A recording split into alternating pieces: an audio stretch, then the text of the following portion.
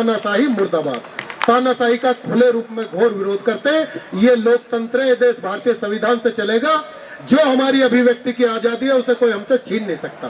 तो इसमें हम एकजुट हैं, बिल्कुल एकता के साथ हैं। अगर सत्ता हासिल करने के लिए सारे दल इकट्ठे हो सकते हैं, 38 दल एनडीए में इकट्ठे हो सकते हैं, 26 दल इंडिया गठबंधन में इकट्ठे हो सकते हैं, तो एक जिले की किसानों की लड़ाई, मजदूरों की लड़ाई हम पूरी करने के लिए क्या एक जिले के सारे संगठन एक साथ इकट्ठे नहीं हो सकते? हम हमेशा अपनी इस लड़ाई को संयुक्त मोर्चा के नेतृत्व में लड़ी जाने वाली लड़ाई बताते हैं।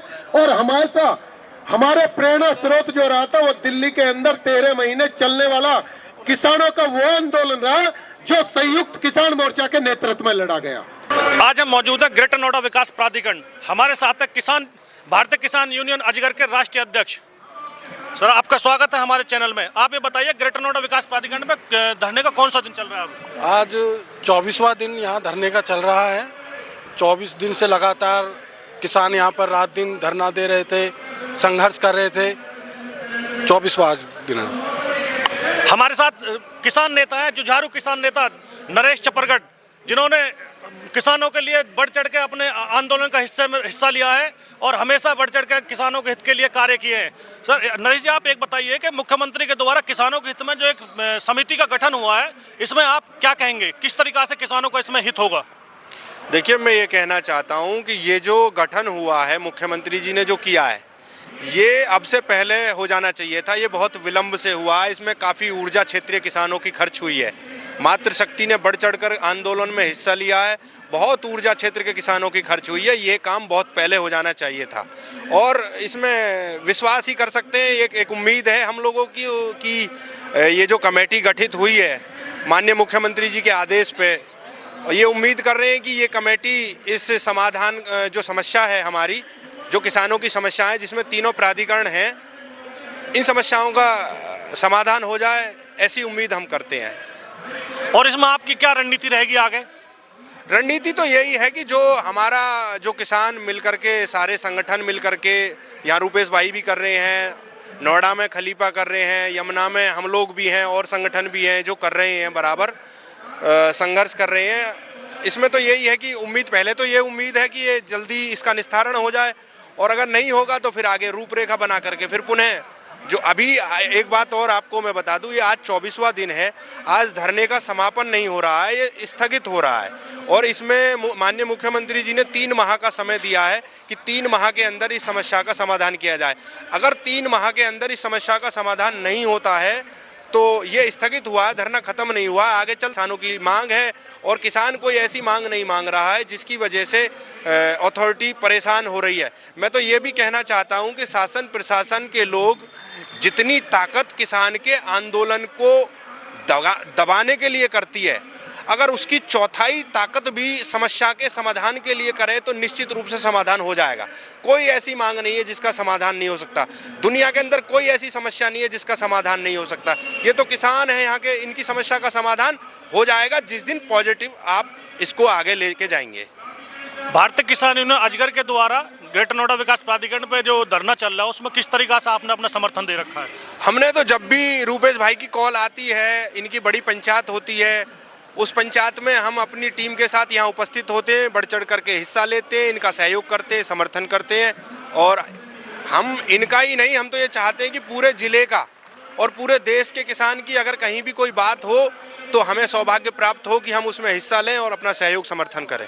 कि हमारे गांव की स्थिति सब लोग पांचों उंगली बराबर नहीं होती, सब लोग पूरी गांव की स्थिति एक सी नहीं है।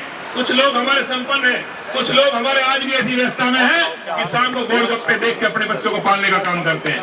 मैं लड़ाई जो लड़ रहा हूँ, जिस तरह पंजाब के किसान छोटे किसानों को बचाने के लिए पूरे देश की लड़ाई लड़ रहे हैं, मैं जो लड़ाई लड़ रहा हूँ अपने गांव की, मैं अपने गांव के उन छोटे लोगों को बचाने की लड़ाई लड़ रहा हूँ जो खत्म हो चुके हैं। रुपए हमारा मूल रह रहा है जिसकी मांग कर रहे हैं। जो कासने को 65,000 रुपए मिला था, हमें 39 मिला, जो बीच का डिफरेंस है उसकी मुआवजे की मांग कर रहे हैं। मैं समझा दूं क्योंकि इसमें 65 में 64 में लोग कंफ्यूज हो जाते हैं। हमारा जो मूल है 26 रुपए है, 26 रुपए की कुल मांग कर रहे हैं इन लोगों से और 2022 में अभी ये पेमेंट कर चुके हैं हमें सुप्रीम कोर्ट के आदेश से। तो हम ये मानते हैं कि सुप्रीम कोर्ट का आदेश अपने आप में कानून बन जाता है। समांतर नीति के तहत जिस तरह पूरे गांव की समांतर नीति के तहत तुमने पूरे गांव की जमीन ले ली, उसी नीति के तहत हमें पूरे गांव को मुआवजा प्राधिकरण देने का काम करें। इसकी लड़ाई लड़ रहे हैं। जब आप हमारे साथ अवार्ड गजट हुए कासरा गांव को, पूरे गांव के लोगों को 10% प्लॉट आप दे चुके हैं, हमारे गांव के भी 1-2 लोगों को आप 10% प्लॉट दे चुके हैं, तो हम इसकी नीति की मांग कर रहे हैं कि पूरे गांव को 10% दे।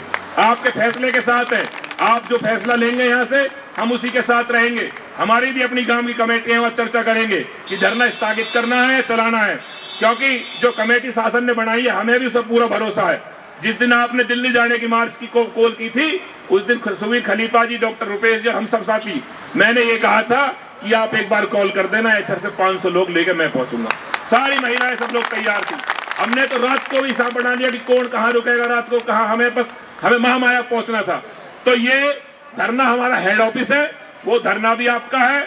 आपको हो सकता है हम पे प्रशासन का भी दबाव बनाए, तो आपकी हमें जरूरत पड़ सकती है। आपको अपना आशीर्वाद हमारे पर बनाए रखना है, हमें बना के रखना है। मैं आपसे इसलिए विश्वास लेके जा रहा हूँ। किसानों के हित में एक समिति का गठन किया गया है, उस पर आप क्या कहेंगे? मेरा कहना यही है, जिस उद्देश्य के लिए वो कमेटी का गठन हुआ है उसका हमें पता जो है आने वाले समय में लगेगा, क्योंकि समिति जल्द से जल्द बैठक करे।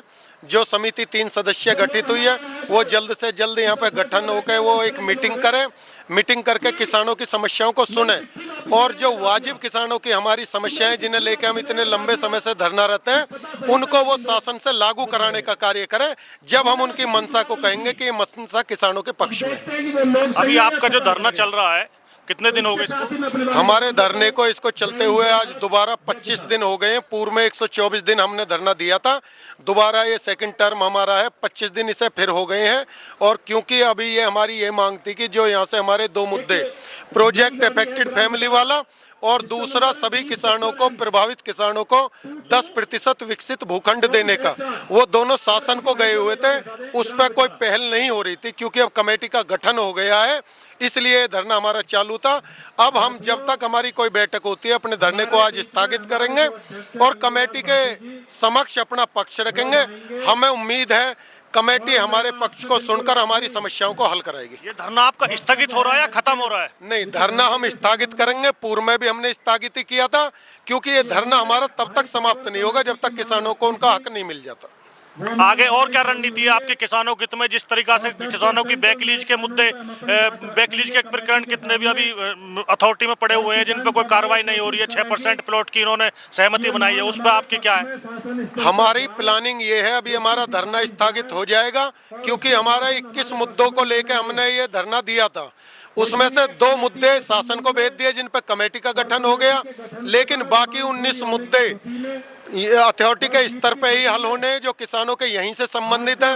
अब उनकी लगातार पैरवी करके जो किसानों के पक्ष में लीज होनी है वो लीज हो, जिन किसानों का अभी तक आबादियों का निस्तारण नहीं हुआ उनकी आबादियों का निस्तारण हो, और जितने भी वो लोगों के जन सामान्य चीजों से जुड़े हुए जो मुद्दे 19 है उन्हें लागू कराना है इस पीरियड में हमें, और जब कमेटी की बैठक होगी उसमें अपना पक्ष रखना है। जो धरने को स्थगित करने की घोषणा कर दिया था, युवा साथी, हम सभी साथी मिलकर जो भी सामान है इसे एकत्रित करेंगे। कोई भी साथी जाए नहीं, और खाना खाए बिना, मेरा आपसे हाथ जोड़ के निवेदन है, खाना खाए बिना कोई भी साथी नहीं जाए। ये